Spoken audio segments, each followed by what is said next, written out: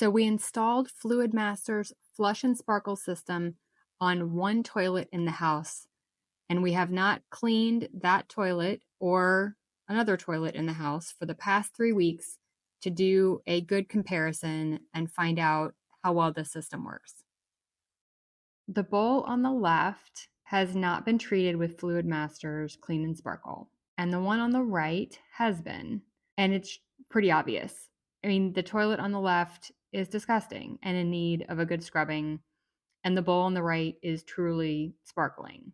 I'm really, really impressed, honestly. While I wish it worked also like on the rim and the seat, sadly it does not, nor did it claim to. So just a reminder that cleaning is still necessary, but the bowl remains spotless and does not need any additional cleaning. The only other thing that I will mention is that because the water in the bowl now contains bleach, the smell of bleach is ever present in the bathroom. We are a family that keeps the lids down in all bathrooms unless the toilet is in use, so it is not very noticeable until you open the lid. I happen to have a very sensitive nose, so it's a little off putting to me, but my husband hardly notices the smell. So I hope that's helpful in making your decision.